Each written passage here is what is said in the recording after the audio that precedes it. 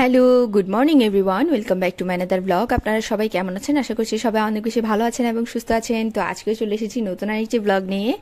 তো কেমন যাচ্ছে আপনাদের দিনকাল সবাই একটু কমেন্ট করে আমাকে জানাবেন প্লিজ, কারণ এখন আর কমেন্টের কথা আপনাদেরকে বলি না। অনেকেই আমার ব্লগগুলো রেগুলার দেখেন, লাইভে যখন জয়েন হই তখন অনেকেই আমাকে বলেন যে আমরা আপনার ব্লগ রেগুলার দেখি, আপনাকে খুব ভালো লাগে। কিন্তু আসলে কেউ যদি কমেন্ট না করেন তাহলে আমি আসলে জানতে পারবো না যে আপনারা কারা কারা আমাকে রেগুলারলি দেখেন এবং আমার ব্লগগুলো কেমন হচ্ছে না হচ্ছে সবকিছু আপনারা চাইলে কমেন্টে শেয়ার করতে পারেন, ভালো খারাপ যেটাই হোক। তো যাই হোক, আজকে সকালবেলা ঘুম থেকে উঠেই নাস্তা টাস্তা করে কাজে নেমে পড়েছি। অনেক কাজ জমে আছে, কারণ গতকালকে আমার ছোট পিসিমণিরা এসেছিল। তো এখানে অনেক বাসন কোসন ভরে ছিল আর কি, সেগুলো ধুয়ে টুয়ে গতকালকে রাতেই রেখে দিয়েছিলাম। এখন এগুলো শুকিয়ে রেখেছি, জাস্ট জায়গা মতো গুছিয়ে নেব। তো এই আর কি সবকিছু গুছিয়ে নিলাম যা যা ছিল। আর আজকে আমার মায়ের শরীরটা একটু ভালো না, মানে আজকে না, গত 2-3 দিন ধরেই হঠাৎ করে শরীরটা ভালো না বলছে। এখন বোঝা যাচ্ছে না আসলে কি সমস্যা হয়েছে। তো ডক্টরের কাছে যাবে যদিও, তো এখনো যায়নি। তো সেই জন্য বললাম যে আজকে রান্নাবান্না সবকিছু আমি করব, মায়ের রান্নাবান্না কিছু করতে হবে না। তো যেহেতু আবার ত্রিভও আছে, সবকিছু মিলিয়ে আমার একটু কষ্ট হয়ে যায়, যদিও রান্নাবান্না এটা ওটা সামলানো সবকিছুই। তো যাই হোক, তারপর রান্নাবান্না করবো আমি, যেহেতু মার শরীর ভালো না। আসলে আগুনের সামনে এতক্ষণ দাঁড়িয়ে রান্না করাটাও একটা ঝামেলার বিষয়। আর শরীর দেখা যাবে যে আগুনের হিটে আরো খারাপ হয়ে যাবে, আর হঠাৎ করে গরম পড়ার কারণেও হয়তো বা শরীর খারাপ হচ্ছে। তো যাই হোক, সেজন্য আজকে আমি রান্না করবো। আর এখানে গতকালকে দেখেছিলাম ট্রিপের জন্য আমার ছোটমণি গিফট এনেছে, ওর মামা গিফট এনেছে আর কি। তো এই আর কি, এটাতে ব্যাটারি ছিল না, তো এখানে পাপা আবার ব্যাটারি এনে দিয়েছে, তো ব্যাটারি লাগিয়ে দিচ্ছি। আর এই যে দেখেন একটু একটু ফাটল, এগুলো যখন ছোটমণিরা জার্নি করে আসলো তখন হয়তো বা কিছু একটা চাপে ফেটে গিয়েছে আর কি। তো যাই হোক, এমনিতে ভালোই আছে। এত সুন্দর বাজছে, দেখেন ট্রিপ কেমন রিয়েক্ট করে এটা পেয়ে। তো সে খুব খুশি, সারাদিন শুধু এটাই বাজাচ্ছে। এটা পেয়ে সে খুবই খুশি এবং খুব পছন্দও করেছে খেলনাটা।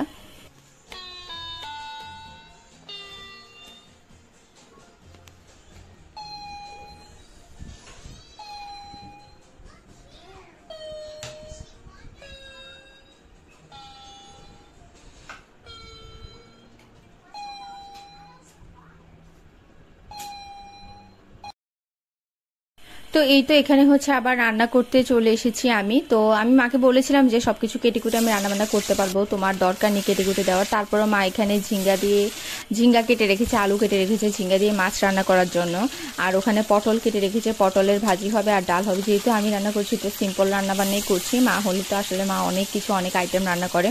তো এখানে ভালো করে মাছগুলোকে ধুয়ে লবণ হলুদ মাখিয়ে তারপরে কড়াইতে তেল দিয়ে দিয়েছি। এবার মাছগুলোকে ডুবো তেলে ভেজে নিচ্ছি কড়া করে। আর এখানে আমার ডালও ভালো করে সিদ্ধ হয়ে গিয়েছে, ডালটা সম্ভার দিয়ে নিচ্ছি। এখানে দিয়ে দিয়েছি শুকনো মরিচ, তেজপাতা আর পেঁয়াজ কুচি। এবার ভালো করে এগুলোকে লাল লাল করে ভেজে তারপর ডালটা ফোড়নে দিয়ে দিচ্ছি আর কি। তো এই তো এভাবে করে আমার ডালও রেডি হয়ে গেল। আর এখানে মাছগুলো উল্টে দিচ্ছি। তো যাই হোক, মাছগুলো হালকা পাতা লেগে যাচ্ছে, সম্ভবত আমি তাড়াতাড়ি উল্টে ফেলেছিলাম, আসলে আমার দেওয়াটা ঠিক হয়নি, একটা সাইড করে পড়ে গিয়েছে। এগুলো আসলে এভাবে দেওয়াটা ঠিক হয়নি আর কি। তো যাই হোক, এই যে মাছগুলো একটু লেগে যাচ্ছে তো মাছগুলো ভেজে নিলাম। আসলে তেলটাও আর একটু ভালো করে গরম হওয়ার দরকার ছিল। তো এই যে এখানে ডালও আমার রান্না হয়ে যাচ্ছে। আর ওখান দিয়ে আমি প্রথমে মাছগুলোকে ভেজে নামিয়ে রাখছি। কীভাবে ঝিঙ্গা দিয়ে আলু দিয়ে রান্না করি সেটা আপনাদের সাথে শেয়ার করব। আর এখানে আমার ডালে ফোড়ন দিয়ে এবার ডালও জালে বসিয়ে দিলাম। তো এখানে এই যে আরও মাছগুলো যা ছিল সেগুলো ভেজে নিলাম। আর এখানে পটলও ভাজি করে নিচ্ছি। সবাই আমার কড়াইয়ের অবস্থা দেখে কাইন্ডলি একটু স্কিপ করবেন বিষয়টা, কারণ কড়াইগুলো একদম পুড়ে ফেলেছি আমি। একটা তেলের মধ্যে সবগুলো রান্না করছি, মানে তাড়াহুড়া রান্না যেটাকে বলে। আমি প্রথমে মাছগুলো ভেজেছি, মাছগুলো ভেজে পটলগুলো যেহেতু ভাজি খাবো সেই জন্য একই তেলে পটলগুলো ভেজে রেখে দিয়েছি আর কি। আর এখানে এবার আলুগুলো ভেজে নিচ্ছি সেম তেলের মধ্যেই। তো এক তেলের মধ্যে এত কিছু ভাজাভাজি করার কারণে তেলটা কালো হয়ে পুড়ে গিয়েছে। তো যাই হোক, এখন প্রথমে আমি আলুগুলোকে ভেজে একটা সাইডে তুলে রাখছি।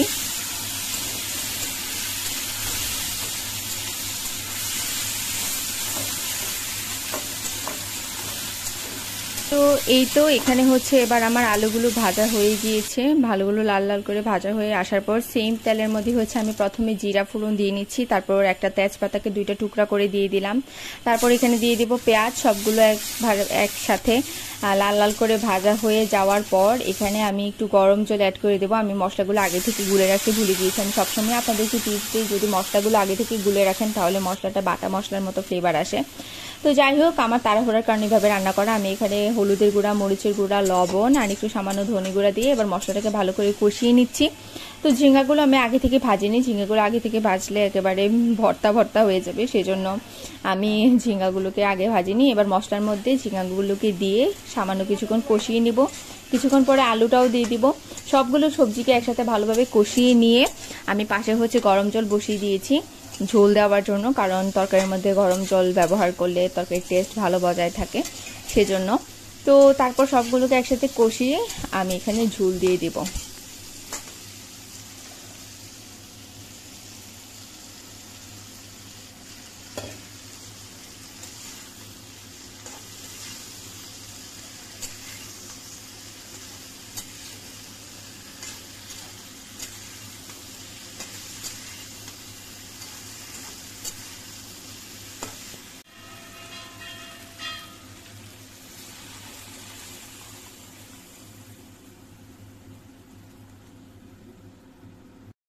তো এই তো এখানে আমার ঝোল টোল দেওয়া শেষ, ভালো করে সবজিগুলো সিদ্ধ হওয়ার জন্য অপেক্ষা করছি। আর আজকে হচ্ছে ট্রিপকে হেয়ার কাট দেব, তো সেই জন্য চিন্তা করছিলাম কি কাট দেওয়া যায়, কারণ ট্রিপের কখনো এইভাবে চুল কাটাইনি। ওর হচ্ছে 2 মাস বয়সে যে চুলটা কাটিয়েছিলাম সেই চুলটাই রয়ে গিয়েছে বড় হতে হতে এখন। তো ভাবলাম একটু স্টাইলিশ কাট করাবো। তো এই বাচ্চাটার ছবি আমি গুগল থেকে দেখলাম, আমার কাছে ভালো লাগলো, ভাবলাম যে এই কাটটাই দেবো ট্রিপকে, কারণ বাচ্চাটার সাথে ট্রিপের ফেসটা অনেকটা মিলে। তো আমার মনে হলো যে ট্রিপকে এই কাটটাতে মানাবে, সেই জন্যই এই কাটটা সিলেক্ট করেছি। যদিও আমার ছেলের চুল খুবই পাতলা, তো দেখা যাক তারপরও কি অবস্থা, কতটুকু কাটানো যায়। তো আমাদের পাড়ার মোড়েই হচ্ছে একটা সেলুন আছে, দাদা হচ্ছে এখানে অনেকদিন ধরেই এই সেলুনটাতে দাদা কাজ করছে, এটা দাদার সেলুন। তো ওনাকে সেই সুবাদে পরিচিত আমাদের সাথে, যেহেতু অনেকদিন ধরে আছে আমাদের বাসায় এসেও। আমার দাদু যখন বেঁচে ছিলেন তখন সমস্ত কিছু দাদুর কাজটা যা কাটাকুটি করা দরকার থাকতো, নখ চুল সবকিছু ক্লিন করে দিয়ে যেত। তো এই আর কি, এখন সেই দাদার কাছে ওকে নিয়ে চলে যাচ্ছি। দুপুর রান্না বান্না হয়ে গিয়েছে, খাইনি যদিও, ত্রিভও খায়নি তেমন একটা। তো ওকে হচ্ছে আগে আমি আর আমার বোন নিয়ে যাচ্ছি চুল কাটানোর জন্য। এই আর কি, প্রথমে চুল কাটাতে নিয়ে যাচ্ছি, দেখেন ও কি করে, কেমন রিয়েক্ট করে।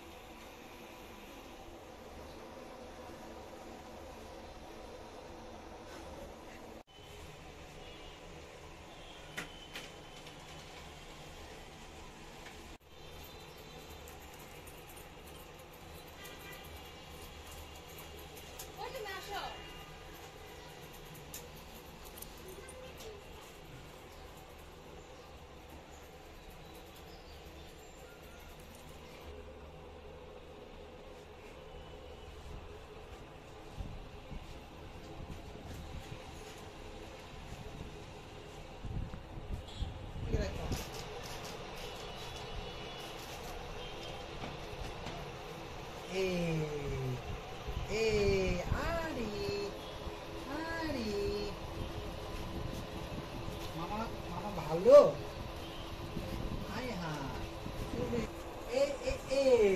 আরে অনেক ভালো।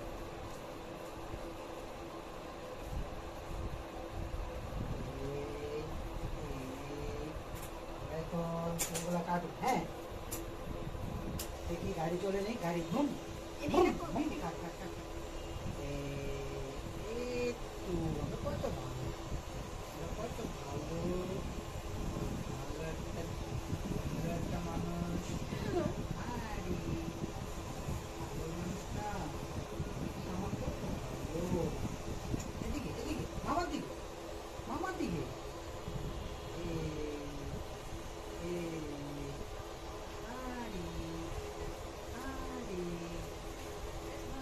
আরে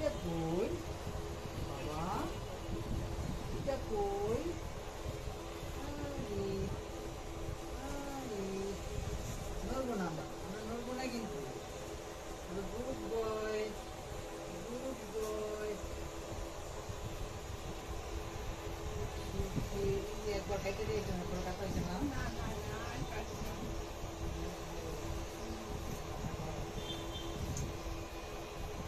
বাবা, বাবা, বাবু, বাবা,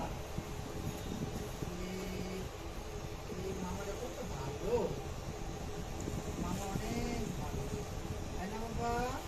এদিকে এদিকে এদিকে। আবার আমার মামার দিকে দেখো তো, মামাকে। এই তো, এই তো, এই যে আমার মা যে কাটিং চাইছে একটা কথা থেকে আমার লেগে গেল। দেওয়া তো পারে।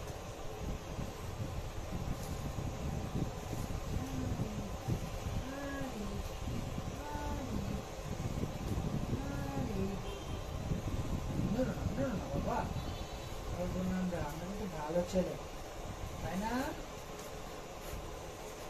আমার দিকে এদিকে এদিকে এদিকে এদিকে।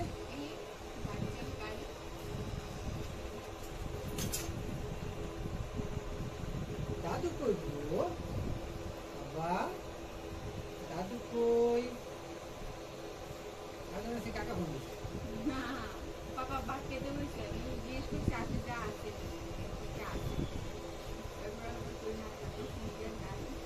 কালকে আসি নাই, কালকে আমার মামা শ্বশুর মারা গেছে। পরশু দিন 11টার দিকে নাস্তা করে বাড়িতে গেছি। 3টার পরের দিন হলো হঠাৎ করে বুকটা ব্যথা করতেছে, ব্যথা করতেছে, ব্যথা করতেছে।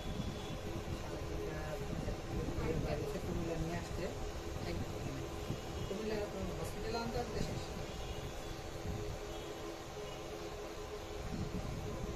স্নানও করছে বসে, সব কিছুই করে ঢেলে গেছে। সমস্যা হলো দিদি যেহেতু প্রচুর শেষ করে গেছে।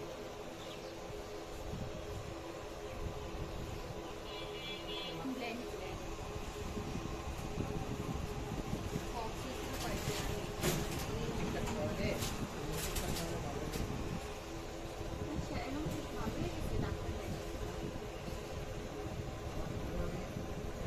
খাওয়াইতাম প্রথম প্রথম, তারপর কমানা কমানোর পরে চলে আসে। তারপর মাথা নিচু করি আমরা, নিচে নিচে থেকে এখানে দেখো, এখানে দেখো, এখানে দেখো।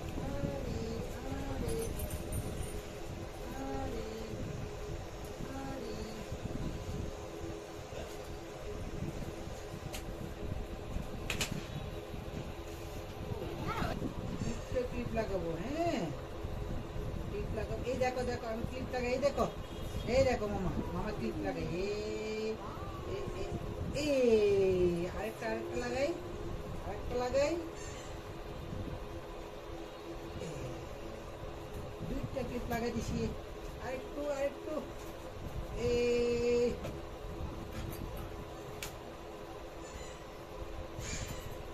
নড়বো না, নড়বো না আমরা, হ্যাঁ।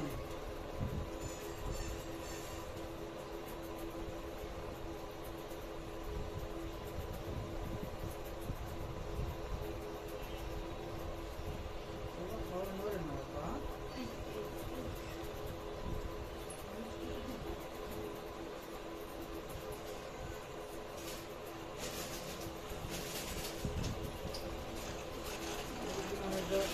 কাপড় লাগাতে দিচ্ছে আমাদের খেয়ে মারতে আছে।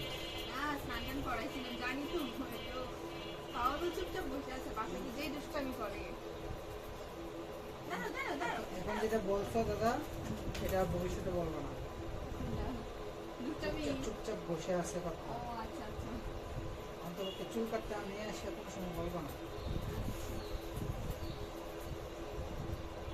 তো বলতে পারো যে দাদা কেন বলছেন, মা মা বাবার মুখ কিন্তু খুব খারাপ জিনিস। আচ্ছা হ্যাঁ হ্যাঁ, এটা তো বলে, সবাই বলে।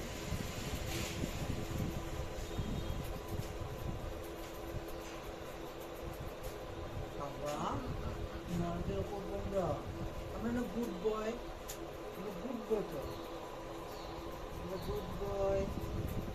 মামা অনেক ভালো তো। দাঁড়াও, এখন হবে না, এদিকে মাথা।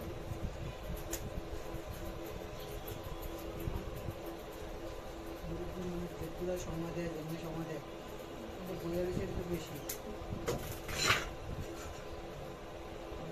তো এই তো বেচারার চুল কাটা শেষ, ফাইনালি হচ্ছে ওর চুল কাট করা হয়ে গেল।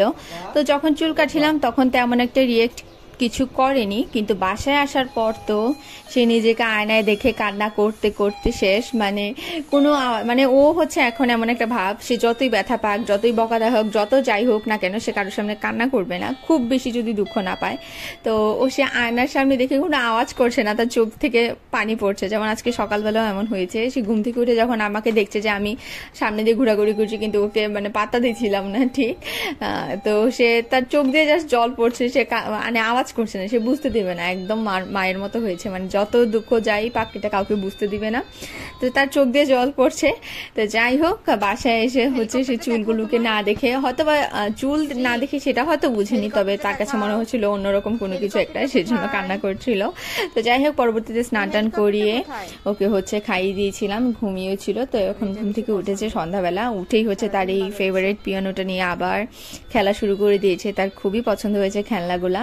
তো যাই হোক, এই আর কি, এভাবে করে আজকে দিনটা আমাদের কেটে গেল এবং খুব সুন্দর কাটলো। এবং আমার প্রথম এক্সপিরিয়েন্স ট্রিপের চুল কাটা, কারণ ছেলে বাচ্চা তো ছেলে বাচ্চাদের তো কিছুদিন পর পরই চুল কাটিয়ে দিতে হয়। তো এখনো পর্যন্ত ওকে সেরকমভাবে আমরা চুল কাটাইনি বা কাটানোর ইচ্ছেও ছিল না, ভেবেছিলাম একটু বড় হোক চুলগুলো তারপর কাটাবো। সেই করে করে হচ্ছে সামনে ওর 2 বছর হয়ে যাবে আগামী মাসেই, তো সেই জন্য আরও হচ্ছে কেটে দেওয়া আর কি। তো এই আর কি, ওর এই হচ্ছে চুল, হেয়ার কাট, পহেলা বৈশাখ, জন্মদিন, সবকিছুতে এই হেয়ার কাট থাকবে। ওর হেয়ার কাটটা কেমন হয়েছে সবাই আমাকে কমেন্ট করে জানাবেন প্লিজ। আর সে তো তার তো দুষ্টামির কোনো কমতি নেই, আর বাসায় সবাই বলছে, আমিও দেখছি, মানে ওকে একটু অন্যরকম লাগছে, বড় বড় মনে হচ্ছে। চুলগুলো যখন পিছনে কার্ল হয়ে থাকতো ওকে বাচ্চা বাচ্চা লাগতো, এখন তো তারপর এই তো সে তো তারপরে দেখেন সারাদিন আমাদেরকে কিভাবে টর্চার করে, তারপর কোথা থেকে সলার ঝাড়ু পেয়ে এনে আমাদের সবাইকে মাইট দেখাচ্ছে। মানে ওকে তো কখন এটা দিয়ে মার দেখাই না, কিন্তু সে কিভাবে যেন বুঝে এরকম কিছু পেলে সে আর সবাইকে মারে। তো যাই হোক, আমাদের আজকের ব্লগ এই পর্যন্ত ছিল। আমার ব্লগটা কেমন লেগেছে অবশ্যই কমেন্ট করে জানাবেন। যারা সাবস্ক্রাইব করেছে তাদেরকে অসংখ্য ধন্যবাদ, আর যারা এখনো সাবস্ক্রাইব করেনি কাইন্ডলি আমার চ্যানেলে সাবস্ক্রাইব করে দিবেন, বেল আইকনে প্রেস করতে ভুলবেন না। আর অবশ্যই এইভাবে আমার পাশে থাকবেন, আমাকে সাপোর্ট করে যাবেন। দেখা হচ্ছে নেক্সট লাইভে এবং ব্লগে। টিল দেন সবাই অনেক বেশি ভালো থাকবেন এবং সুস্থ থাকবেন। টাটা।